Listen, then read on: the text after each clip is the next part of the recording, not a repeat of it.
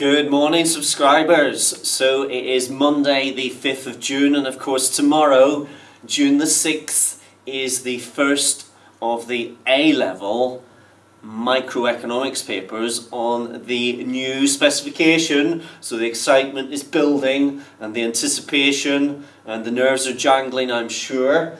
But what I'd like to do today is to just bring you a little video with regard to what I think might be the likely potential areas of assessment for this particular paper. Now, of course, as with all of these predictions, as I say, a very cautionary tale at the start of each of these predictions videos, this really is just a guesstimation. And particularly when I take you through this, you'll see that especially for predicting the data question on this one, I think it's pretty difficult.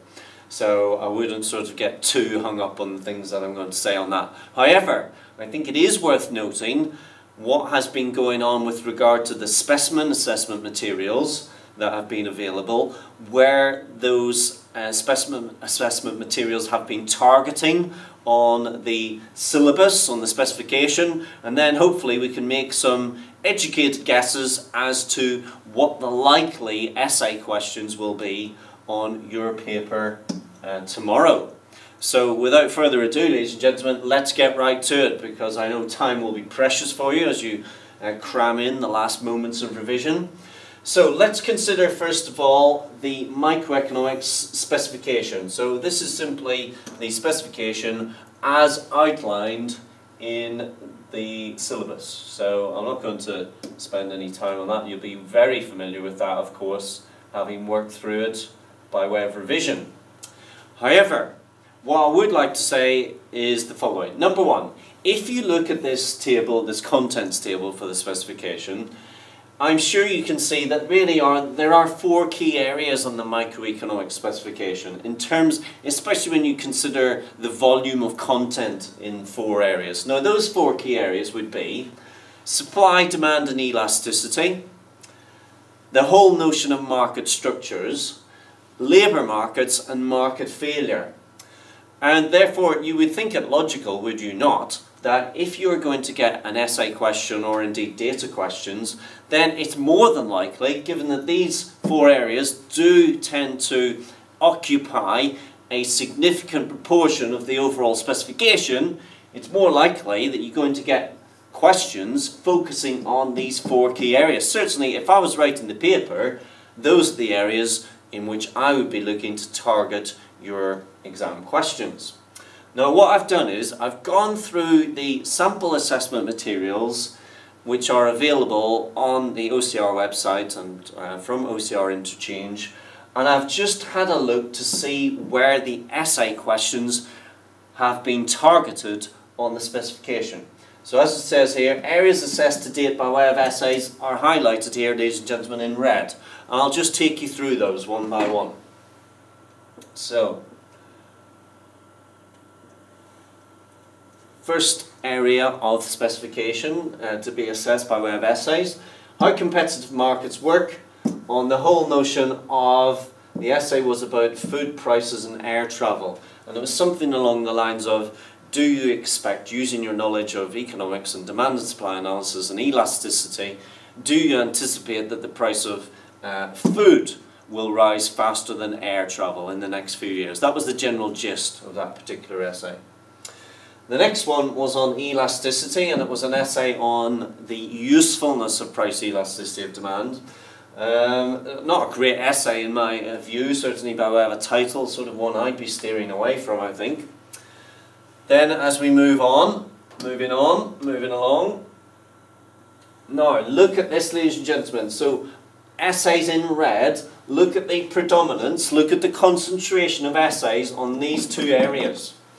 So here we had an essay on one of the previous specimen papers on economies of scale, and that was to do with business objectives, to say whether or not the business objective of achieving economies of scale was more significant than other business objectives. Then you had to talk about the others, discuss the others, sales maximization, breaking even, etc. Essays, monopolistic competition, there's been an essay on. there's been a couple of essays on sort of different aspects of monopoly. So monopoly and the Competition and Mergers Authority, and then monopoly and what would be the implications of a monopolist moving from profit maximization objective to a sales maximization objective. Now, on this, of course, one of the key things, ladies and gentlemen, tomorrow, do nota benesto, please. Monopoly and monopolistic competition are two different things. Now, please don't get the two confused. Monopoly, single supplier; monopolistic, obviously you've got a large number of small firms. But do not get the two terms confused, because if you do, you'll start right along the wrong track and that will be a disaster. So just be careful on that one. And also, ladies and gentlemen, if we move to labour markets, then there's been an essay on monopsony. And again, monopsony and monopoly, monopolistic competition, make sure that you know in your own mind what these concepts mean and do not mix them up in tomorrow's exam. In the heat of the exam, do not panic, do not fret, do not mix the terms up. There's been an essay in the past on maximum wage, essay on productivity gap, and an essay on the tax and benefit system.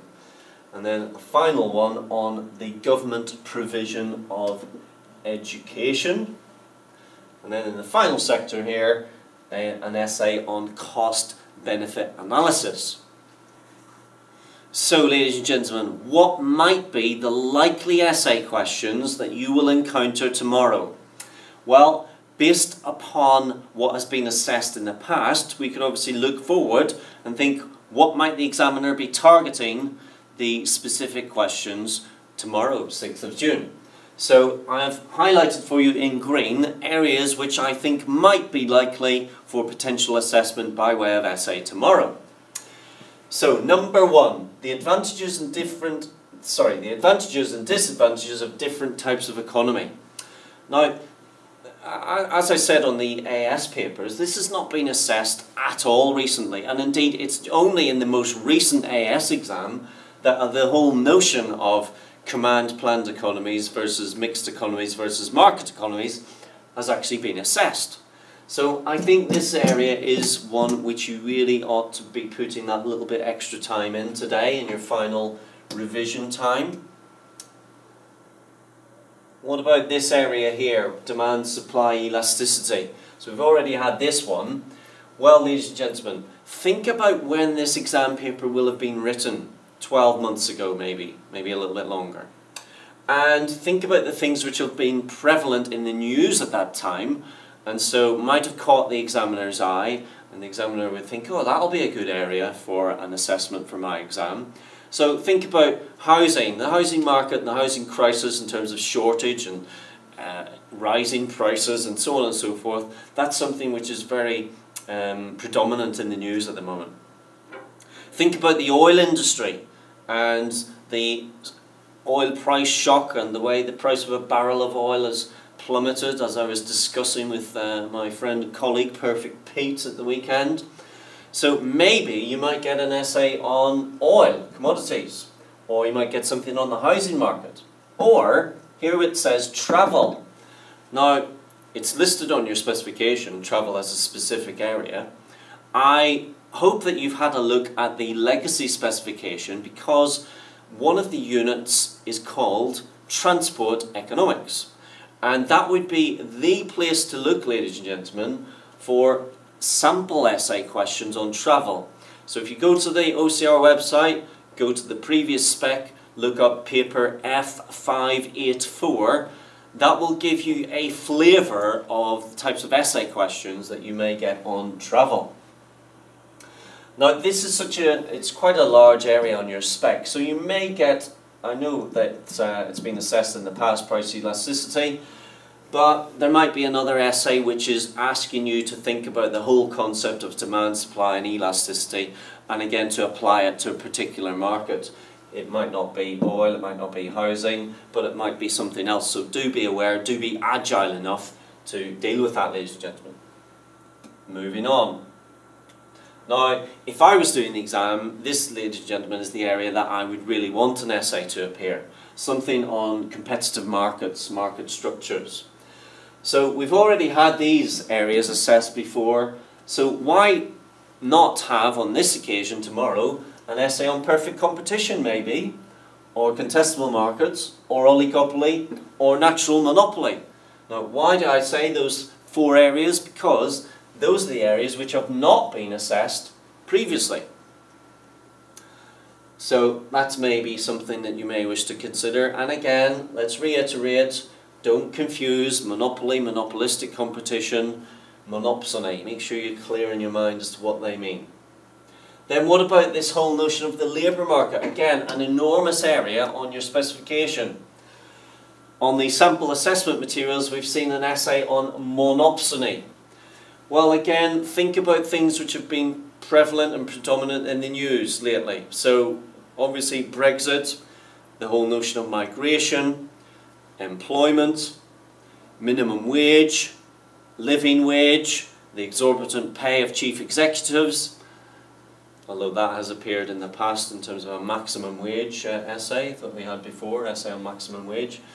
But you might then get something on wage determination, the minimum wage, the living wage, or maybe something on the impact of migration and demographic change.